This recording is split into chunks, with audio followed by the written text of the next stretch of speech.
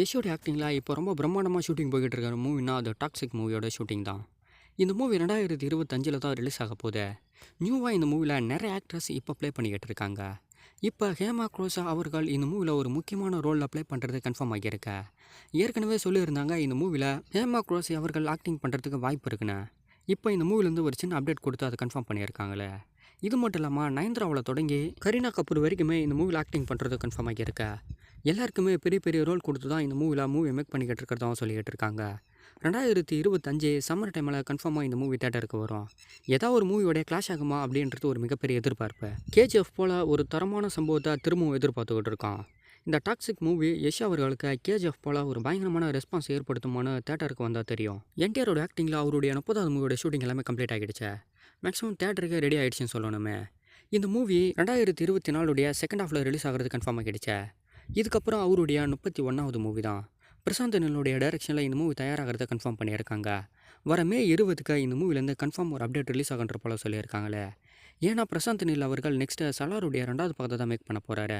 ஒருவேளை சலாருடைய 2வது பக்கத்துக்கு அப்புறம் என்டிஆருடைய 31 மேக் பண்ண போகிறாரான்னு தெரியல. அதனுடைய கன்ஃபார்ம் அப்டேட் எல்லாமே வர மே 20க்கு கன்ஃபார்மாக தெரிஞ்சிடும்ன்ற போல் சொல்லியிருக்காங்க. வர மே 20க்கு பார்க்கலாம் இந்த மூவிலேருந்து என்ன அப்டேட் ரிலீஸ் ஆகுதோ அதை வச்சு தான் நெக்ஸ்ட்டு எந்த ப்ராஜெக்ட் தயாராக போகுதுன்னு தெரியும். ஒரு லாங் டைமுக்கு அப்புறம் மோகனுடைய ஆக்டிங்கில் ஹரா அப்படின்னு டைட்டில் வச்சு ஒரு மூவி தான் தேட்டருக்கு வரப்போகுது. வர ஜூன் 7க்கு இந்த மூவி தேட்டருக்கு வரதே கன்ஃபார்ம் பண்ணியிருக்காங்களே. ஹெல்மா பிக்சர் தான் தமிழ்நாட்டில் இந்த மூவியை ரிலீஸ் பண்ணுறதை கன்ஃபார்ம் பண்ணியிருக்காங்க. விஜய் ஸ்ரீ ஜியோடைய டைரக்ஷனில் தான் இந்த மூவி தயாராகிருக்கு. ஒரு நல்ல சஸ்பென்ஸ் கலந்த ஆக்ஷன் மூவியாக இந்த மூவி இருக்க போகுதுன்னு நினைக்கிறேன்.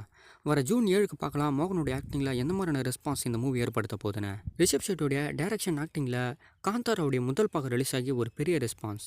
கர்நாடகா இண்டஸ்ட்ரியை திரும்பி பார்க்க வைக்கிற அளவுக்கு ஒரு சாதாரணமான பட்ஜெட்டில் எடுத்து ஒரு மிகப்பெரிய பாக்ஸ் ஆஃபீஸ் கொடுத்த மூவி. இப்போ இதனுடைய 2வது பக்கமும் மேக்கிங்கில் போய்கிட்டு இருக்கா. 2025 சம்மர் டைமில் இந்த மூவியை பிளான் போட்டு வச்சுருக்காங்க.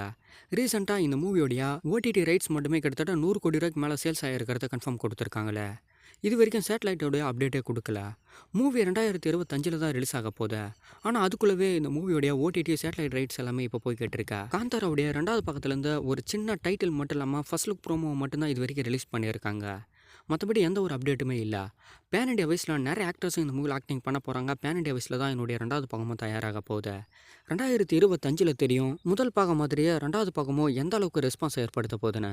அமல் நீரதோடைய டைரக்ஷனில் குஞ்சங்கோ பகத் பாஷில் ஆக்டிங் பண்ணுற ஒரு மூவியோடைய கன்ஃபார்ம் ரிலீஸ் டேட் இப்போ கொடுத்துருக்காங்க. அக்டோபர் 10க்கு ரிலீஸ் ஆகிறதா சொல்லியிருக்காங்களே. இது வரைக்கும் இந்த மூவியோடைய டைட்டில் வைக்கல. ப்ரொடக்ஷன் நம்பர் 6லேருந்து தான் இந்த மூவி தயாராகியிருக்கு. மலையாள மூவிஸ் எல்லாமே தொடர்ந்து இண்டஸ்ட்ரி வைஸில் ஒரு பெரிய ரெஸ்பான்ஸை ஏற்படுத்திக்கிட்டு இருக்கா. அந்த வகையில் பகத் பாஷிலுக்கு தமிழ்நாட்டில் ஒரு பெரிய ஃபேன்ஸ் பாலன்ஸும் இருக்கா.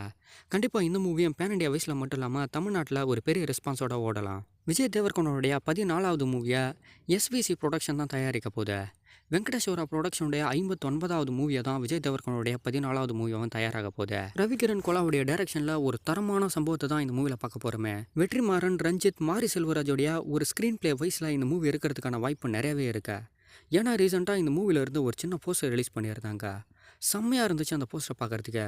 கொஞ்சம் ஹிஸ்டாரிக்கலை பேஸ் பண்ணி தான் விஜய் தேவர்கோனுடைய 14வது மூவி மேக் ஆக போகுதுன்னு நினைக்கிறேன். 2025 லாஸ்ட் ஆஃபில் தான் இந்த மூவி தேட்டருக்கும் வரப்போகுது.